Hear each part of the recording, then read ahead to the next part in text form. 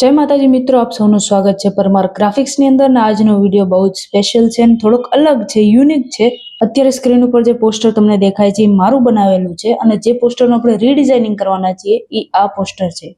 આ પોસ્ટર સારામાં સારું છે, પરંતુ મને એમ થયું કે આ પોસ્ટરને હું વધારે સારું બનાવી શકું છું, એટલે આપણે આ પોસ્ટર બનાવ્યું છે. તો આજના વિડીયોમાં હું તમને સ્ટેપ ટુ સ્ટેપ બતાડીશ કે કેવી રીતના આ પોસ્ટર મેં બનાવ્યો. તો બધા કરતા પહેલા આપણે આપણું બેકગ્રાઉન્ડ લઈ લઈએ. તો મારું આ એક બેકગ્રાઉન્ડ છે અને આ બેકગ્રાઉન્ડ ની અંદર મને આ વાળી સાઈડ ના ગમતી હતી, એટલે મેં બીજો બેકગ્રાઉન્ડ આની ઉપર એડ કરી નાખ્યો છે. પછી આપણે આપણું ગ્રેડિયન્ટ એડ કરી નાખશું આવી રીતના.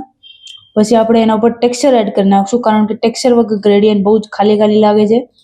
ટેક્સચર એડ કર્યા પછી આપણે એક અહીંયા પીએનજી એડ કરી નાખશું. એ કેમ એડ કરી આ તમને આગળ સમજાઈ જશે. પછી એક લાઇટની પીએનજી રાખશું. પછી સિંગરનો ફોટો રાખી દઈશું, જે છે ખુશીબેન આહિર.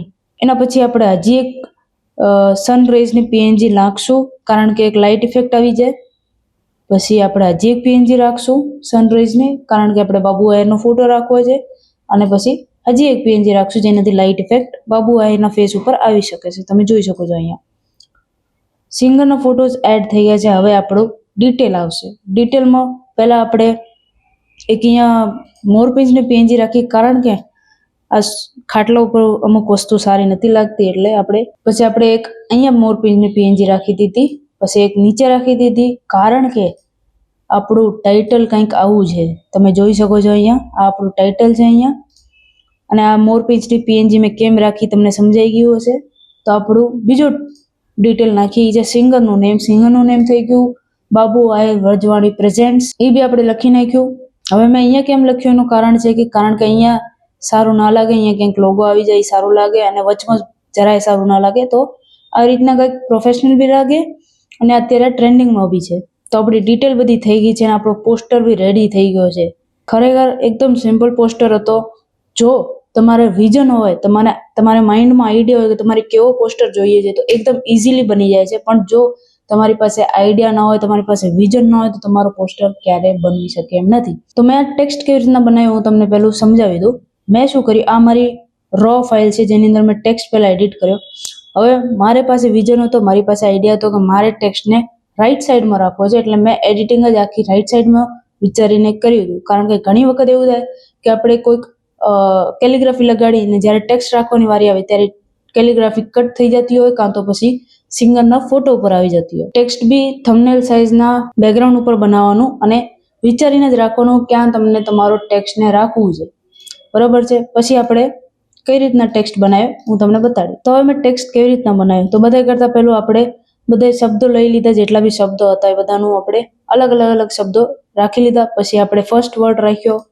ફર્સ્ટ વર્ડ પછી આપણે આ વાળો જે પિયર શબ્દ હતો એ રાખ્યો. હવે મારા માઇન્ડમાં જ્યારે હું આ બનાવતી હતી પહેલેથી જ હતું કે મારે અહીંયા એક કેલિગ્રાફી કે કંઈક સારામાં સારું દેખાય એવી કેલિગ્રાફી રાખવાની હતી, એટલે મેં અહીંયા ડાયરેક્ટ કેલિગ્રાફી રાખી દીધી. તમે જોઈ શકો છો સિમ્પલ જે પી નું માત્ર આવે છે એ હાવ સિમ્પલ હોય છે. તો બનાવતા ટાઈમ જ મને સમજાઈ ગયું હતું કે મારે અહીંયા એક કેલિગ્રાફી રાખવાની છે. પછી આપણો રમવા આ શબ્દ આવી ગયો છે.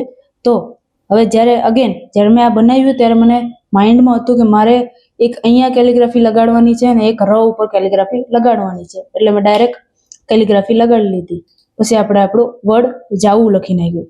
પહેલા મારો જે વર્ડ હતો અહીંયા હતો, પણ મારે ર ઉપર કેલિગ્રાફી લગાડવી હતી, એટલે મેં એને થોડોક સાઈડમાં લઈ લીધો છે. તો આવી રીતના એકદમ સિમ્પલ વેમાં આપણો ટેક્સ્ટ બી રેડી થઈ ગયો છે.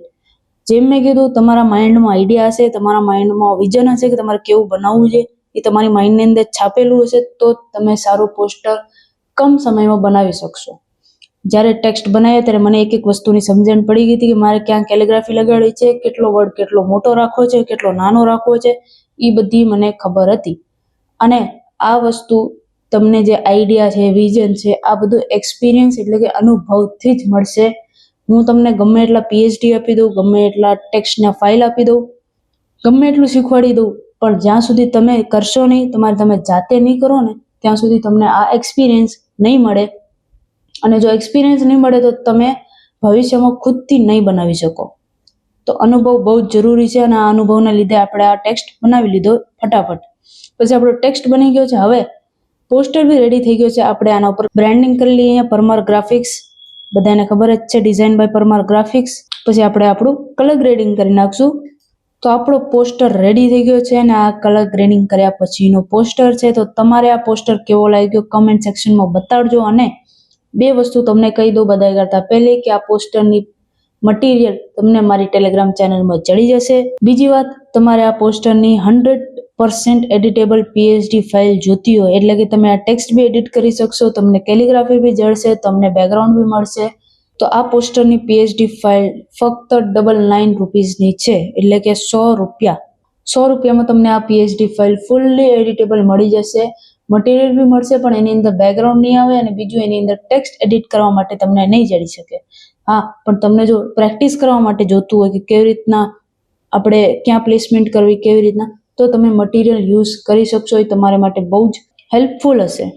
તો આજનો આ વિડીયો આપણે અહીંયા જ પૂરો કરીએ. તમને વિડીયો કેવો લાગ્યો કમેન્ટમાં બતાડજો. અને બીજી વાત કે ફટાફટ આપણી ચેનલને સબસ્ક્રાઇબ કરો, કારણ કે મારે લાઈવ પોસ્ટર બનાવવાના છે, અને લાઈવ પોસ્ટર બનાવવા માટે 1000 સબસ્ક્રાઇબર જોતા હોય. તો તમે ફટાફટ સબસ્ક્રાઇબ કરો એટલે હું લાઈવ આવી શકું. અને આ વિડીયોને અહીંયા અંત કરીએ. ફરી પાછા મળીએ નવા વિડીયોની સાથે, નવા ડિઝાઇનની સાથે. ત્યાં સુધી જય માતાજી.